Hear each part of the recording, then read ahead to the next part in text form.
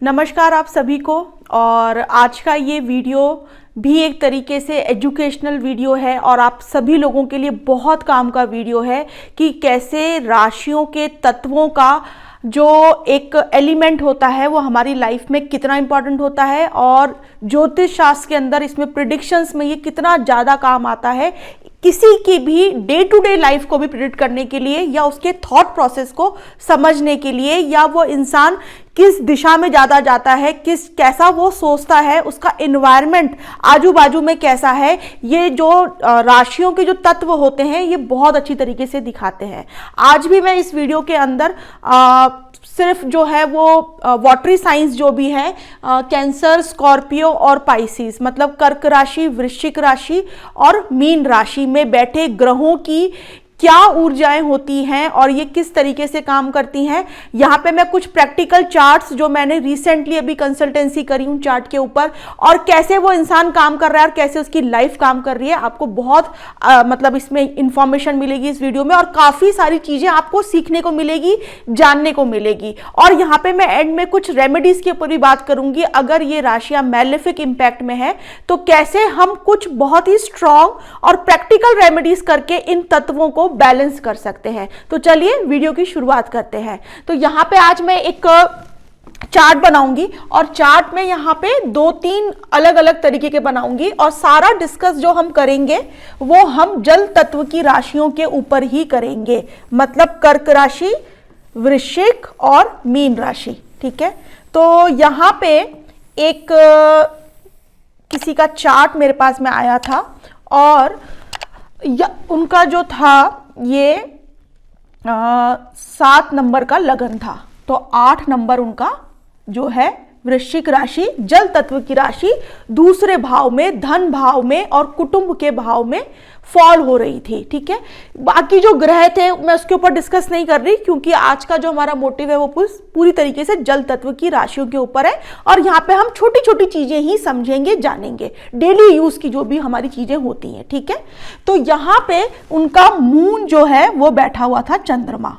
तो जब चंद्रमा वाटरी साइन में कुटुंब भाव में बैठा हुआ है तो मैंने उनको एक चीज सबसे पहले ये बोली कि क्या आपके फैमिली में आपकी जो मदर है उनके बहुत ज़्यादा डीप इमोशंस आपके साथ में अटैच हैं, मतलब इसमें पॉजिटिव भी है और इसमें नेगेटिव भी है, दोनों चीजें हैं। तो पॉजिटिव में क्या है कि ये इंसान का जो धन की स्थिति है वो कभी भी स्टेबल नहीं रहेगी, आता जाता रहेगा पैसा। आज 100 रुपए कमा रहा है तो हो सकता है कल 1000 कमा ले, फिर वापस 50 कमा ले, फिर 1 लाख कमा ले, कभी 10 रुपए कमा ले, ऐसे घटता बढ़ता रहेगा क्योंकि चंद्रमा बैठा हुआ है धन भाव के अंदर, वाटरी साइन में बैठा हुआ है, जल कभी भी स्थिर नहीं रहता, तो इनका जो पैसा है वो भी कभी स्थिर नहीं रहेगा। तो उन्होंने बोला हाँ जी बिल्कुल ऐसा ही है, मेरे पैसे जब से मैं कमाने लगा हूं, जब से समझदार हुआ हूं, मेरा जो मनी है वो कभी भी स्थिर नहीं रहा। मैंने इनको ये भी बोला कि इनकी आपकी जो फैमिली है उनका भी जो पैसा है वो कभी भी स्थिर नहीं रहा है, आपको हमेशा इनसिक्योरिटी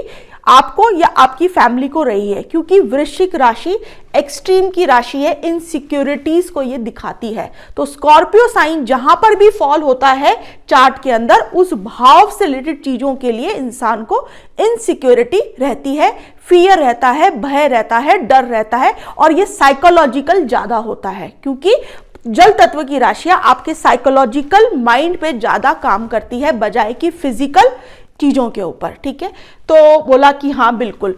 फिर बहुत सारी उनके चार्ट के ऊपर 2-4 चीजें डिस्कस हुई और फिर मेन पॉइंट उनकी जो कंसल्टेंसी में निकल के आया, उनके पास में अच्छी एजुकेशन है, उनके पास में अच्छा एनवायरनमेंट है, अच्छी जगह पर, अच्छे बड़े प्लेटफॉर्म पे वो इंसान काम कर रहा है, लेकिन जो उसकी कैपेबिलिटीज, जो उसकी एबिलिटीज है वो उसको ग्रैब मतलब उसको पकड़ नहीं पा रहा, जो वो करना चाहता है फुल फ्लेजेडली वो नहीं कर पा रहा। तो वो इसीलिए मेरे पास में आए थे कि ऐसा मेरे चार्ट में क्या है कि मेरे पास में सब चीजें होकर भी जो मैं चाहता हूं वो मैं नहीं कर पाता हूं। तो जब पूरा चार्ट रीड करने के बाद में समझ में आया कि जो चंद्रमा उनका स्कॉर्पियो राशि का जो बैठा हुआ है धन भाव में, तो वो बचपन से वो इंसान, मैंने उनको बोला कि आप अपनी मदर, आपके मदर के इमोशंस भी बहुत ज्यादा ऊपर नीचे रहे हैं क्योंकि चंद्रमा मदर को भी दिखाता है यहाँ पर। तो उन्होंने बोला कि हाँ, मेरे मदर के इमोशंस, और मदर काफ़ी फियर में रही है, साइकोलॉजिकल फियर्स भी मदर को रहे हैं। अब यहाँ पे हुआ ये था कि ये जो इंसान को पूरे चार्ट में जो एक चीज़ उसको रोक रही थी, ये जो वृश्चिक राशि का चंद्रमा, वो कैसे रोक रहा था कि मदर उनको बहुत मतलब छोटी उम्र से ही अपने इमोशंस पूरी तरीके से उनको मतलब बैठ के एक शेयर करती थी। मतलब अपने फियर, अपनी इनसिक्योरिटीज, जो भी उनकी लाइफ में ऊपर नीचे टर्मोइल्स हुए, जो उनके हस्बैंड के साथ में उनके रिलेशनशिप में जो भी चीज़ें रही, उनकी फैमिली के साथ में जो भी चीज़ें रही, जो उनको इनसिक्योरिटीज जो मदर को थी, वो मदर अपनी बच्चे के साथ में पूरी तरीके से शेयर करती थी। तो उन्होंने मुझे बोला कि हाँ, मैं बहुत कम उम्र से अपनी मदर के ये सारे डीप इमोशंस एब्जॉर्व कर रही हूं, और वो एब्जॉर्व करते करते मैंने अपने माइंड में मेकअप कर लिया है, मतलब अपने आप को मैंने रोक रखा है, क्योंकि ये इनसिक्योरिटीज मेरे साथ चल रही है। तो मेरा कहने का मतलब ये है कि कोई भी तत्व पॉजिटिव में भी काम कर रहा होता है और नेगेटिव में भी काम कर रहा होता है। अगर वो तत्व नेगेटिव में ज़्यादा जा रहा है तो उसको हील करने की, उसको समझने की, उसको काउंसलिंग करने की बहुत ज़रूरत होती है। अब उसमें बहुत सारी चीज़ें अलग हैं, उन चीज़ों पे मैं नहीं जाऊंगी, मैं मेन पॉइंट के ऊपर ही रहूंगी। तो यहाँ पर पूरा चार्ट, क्योंकि उनके 2 या 3 ग्रह जो थे बहुत स्ट्रांगली 11वें भाव में भी बैठे हुए थे, जो कि अचीवमेंट्स को दिखाते हैं, अच्छी एजुकेशन को दिखाते हैं, वो सब कुछ उन्होंने लाइफ में किया था। लेकिन कहीं ना कहीं ये स्कॉर्पियो का चंद्रमा वाटरी साइन का नेगेटिव इमोशंस अपनी मदर के एब्जॉर्व कर रहा था चार्ट में बैठ के। फिर यहाँ पे खैर मैंने उनकी काउंसलिंग करी, उनको कुछ यहाँ पे रेमेडीज बताई कि किस तरीके से आप इनको बैलेंस करो। और सबसे पहले अवेयरनेस की, पूरे चार्ट के बाद में पता चल पाया कि हाँ, ये कारण की वजह से मैं अपनी लाइफ में इन इमोशंस को मैं ब्रेक नहीं कर पा रही और आगे नहीं बढ़ पा रही हूँ। ठीक है, अब इसी तरीके से मैं एक दूसरा चार्ट यहाँ पे ड्रॉ कर रही हूँ। सेम चंद्रमा स्कॉर्पियो का 2nd हाउस में बैठा हुआ था, और नहीं, यहाँ पे दूसरा था उनका चार्ट, मैं वापस से यहाँ पे ड्रॉ कर लेती हूँ। और यहाँ पे उनकी जो जल तत्व की राशियाँ थी वो उनके 2nd हाउस में, 6th हाउस में और 10th हाउस में फॉल कर रही थी। तो ये इनका 12, 1, 2, 3, 4, 5, 6, 7, 8, 9 और 10, ये उनका मिथुन लग्न का राशि का उनका लग्न बन रहा था। ठीक है, स्कॉर्पियो में यहाँ पे उनका राहु बैठा हुआ था, और यहाँ पे वीनस, मून, चंद्रमा थे। 8, 12 मतलब ये जल तत्व की राशियां इनकी फॉल हो रही थी, और मेजर प्लैनेट्स इनके चार्ट के अंदर जल तत्व की राशि में बैठे हुए थे। ठीक है, तो 1, 2, 3, 4 मतलब 4 ग्रह जल तत्व की राशि में यहाँ पे बैठे हुए हैं। तो जब बातचीत चालू हुई, काउंसलिंग चालू हुई, तो यहाँ पे भी इस इंसान को इमोशनल ट्रॉमास बहुत ज़्यादा थे। ऑल्दो ये अपनी लाइफ में मतलब इनका क्योंकि 10वां घर अच्छा है, तो काम की कभी भी, क्योंकि चंद्रमा बैठा है 10वें घर में, तो मैंने इनको यही बोला, काम कभी भी नहीं रुकता, आपका काम हमेशा आपके पास में रहता है। अब यहाँ पे इनका 10वां घर बड़ा स्ट्रांग है, चंद्रमा बैठा हुआ है। चंद्रमा जिस भाव में भी बैठता है वहाँ पे चीज़ों का फ्लो हमेशा बना रहता है, क्योंकि वो एक मतलब जल तत्व की राशि में भी बैठा हुआ है। तो इस इंसान के पास में काम की कभी भी कमी नहीं रहेगी, काम हमेशा आता रहेगा, कम ज़्यादा जरूर हो सकता है लेकिन रुकेगा नहीं कभी भी। तो उन्होंने बोला हाँ, काम का मेरे को कभी भी प्रॉब्लम नहीं रहती है।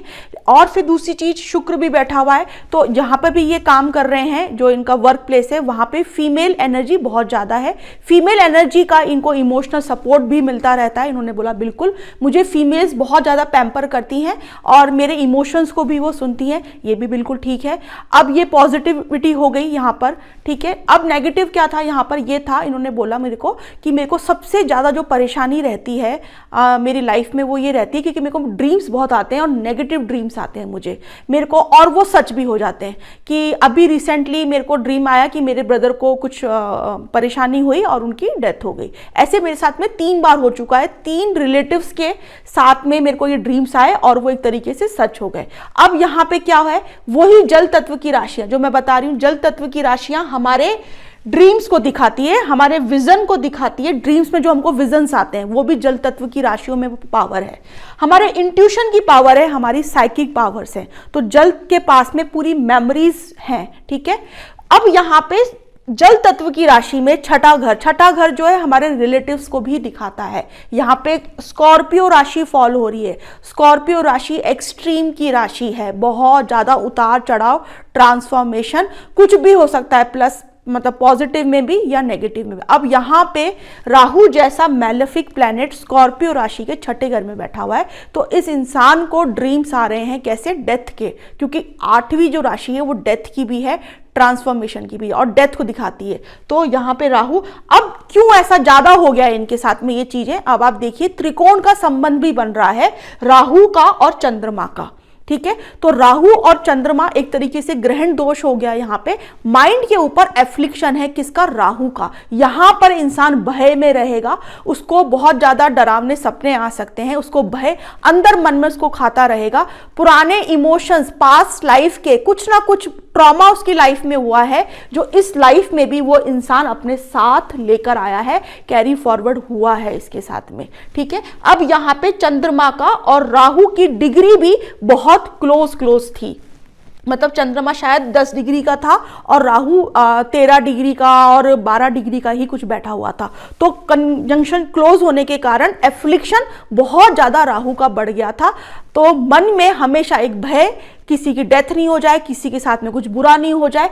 इस वजह से ये इंसान अपनी लाइफ में जो बहुत चीजें करना चाहता है वो नहीं कर पा रहा था। और मेरे पास आने का भी कारण चार्ट का एनालिसिस यही था कि मैं इसके लिए क्या करूं। तो खैर ये सब चीजें हुई। यहाँ पे राहु और चंद्रमा का जो चीजें हैं, क्योंकि मैं यहाँ पे रेमेडीज एंड के अंदर डिस्कस करूंगी कि ऐसी चीजों के अंदर हमें क्या प्रैक्टिकल रेमेडीज हमें करनी चाहिए और स्पिरिचुअल रेमेडीज बहुत ज्यादा अच्छी काम करती हैं। इन चीजों के अंदर कोई भी मेडिसिन लॉन्ग टर्म में इन चीजों को ठीक नहीं कर सकती, क्योंकि ये कर्सेस है, पास्ट लाइफ से इंसान लेकर आया है। इसमें अगर चीजें काम करेंगी तो आपके डोनेशंस काम करेंगे, आपका मंत्र चैंटिंग काम करेगी, और कोई बड़ी एनर्जी सेंटर्स, कोई बड़े मंदिरों में जाना, कोई ज्योतिर्लिंग में जाना और रेगुलर बेसिस पे ये सारी चीजें करने के बाद ही आदमी को रिलीफ इसमें आता है। उस पर मैं अभी आऊंगी, ठीक है। तो यहां पर भी उनका यही था। अब मैं एक चार्ट और बना रही हूं और उसके अंदर भी जो है वो भी जल तत्व की प्रोमिनेंट चार्ट है उसके अंदर भी, और वहां पे कैसे काम किया इस पे भी हम बात करते हैं अभी।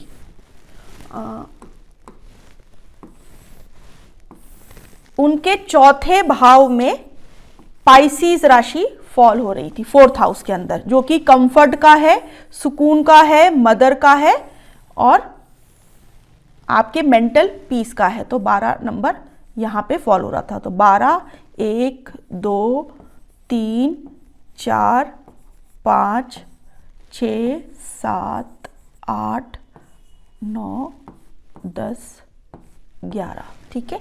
यहां पे उनका वीनस, मार्स और एक कोई और प्लैनेट बैठा हुआ था, और मून उनका यहाँ पे था, और हाँ शायद राहु भी था यहाँ पर। तो इस चार्ट में भी वाटरी साइन में ये त्रिकोण का भी संबंध बन गया वापस से, अगेन चंद्रमा और राहु का, जो मैंने अभी आपके साथ में डिस्कस किया। और इनसे मैंने पूछा कि आपको ये मेंटल पीस को बहुत खोजते रहते हैं। सॉरी, यहाँ पे राहु नहीं था इनका, यहाँ पे इनका केतु था, केतु। तो शुक्र और मार्स और केतु की एनर्जी यहां पर बैठी हुई थी। तो यहां पे भी केतु और चंद्रमा का फिर से एक दोष बन गया यहां पर। और यहां पे मैंने इनसे पूछा कि आप मेंटल पीस के लिए आप कितने भी पैसे खर्च कर सकते हो, क्योंकि शुक्र और मंगल का कॉम्बिनेशन चौथे भाव में है और चौथा भाव मेंटल पीस का है। तो उन्होंने बोला हाँ जी बिल्कुल करेक्ट है, मुझे मेंटल पीस के लिए मैं कितने भी पैसे खर्च कर सकता हूँ। इवन मैंने उनको बोला कि हो सकता है आप किसी अच्छे होटल्स, अच्छे स्पा, रिसोर्ट्स में बहुत जाते होंगे और आप इसलिए जाते हैं ताकि आपको मेंटल पीस मिल सके। तो उन्होंने बोला हाँ बिल्कुल। तो आप जाते हैं, मेंटली आप सोच रहे हैं कि मेरे को मिलेगा, मैं पैसे खर्च करूंगा, बढ़िया से बढ़िया प्रॉपर्टी में मैं जाके रुकूंगा, लेकिन जब आप वहां से वापस आते हैं तो वो पीस आपके माइंड में आपको नहीं मिलता, ऑल्दो आपके पैसे बहुत सारे खर्च हो चुके होते हैं। यहां पर शुक्र उच्च का बैठा हुआ है, मंगल के साथ बैठा हुआ है। इस इंसान के पास में पेरेंटल प्रॉपर्टीज, एसेट्स, मदर से मिली हुई चीजें, पैसा की कोई कमी नहीं थी, सब बहुत बढ़िया था, लेकिन मेंटल पीस बिल्कुल भी नहीं था, वो बिल्कुल डिस्ट्रॉय था, खराब था। तो यहां पर भी पूरी बात काउंसलिंग करके ये चीज समझ में आई कि ये मैलेफिक जो इम्पैक्ट है इसकी रेमेडी होना बहुत जरूरी है, नहीं तो ये सर्किल चलता ही रहेगा। अब मैं ये सब चीजें जो हमने बात करी, ये सबको तो हम एक बार हटा देते हैं। अब हम सीधे रेमेडीज के ऊपर आते हैं, और रेमेडीज जो भी होती है, मैं बहुत ही प्रैक्टिकल रेमेडीज पे बिलीव करती हूँ, और कैसे इन चीज़ों को हम ख़त्म करें या हटाएं अपने जीवन से।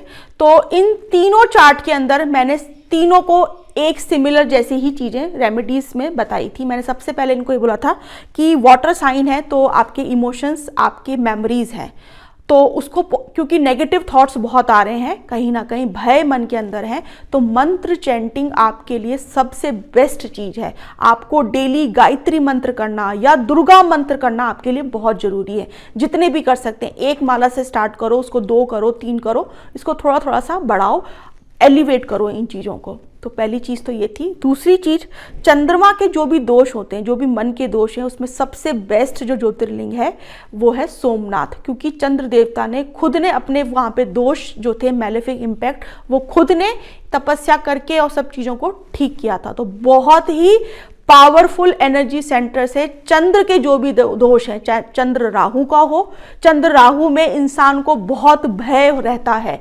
मैंने ये भी देखा है जिनका चंद्र राहु वर्गो राशि में बैठा हुआ है, उनकी मदर के साथ में कुछ दुर्घटना का योग भी यहाँ पे बनता है।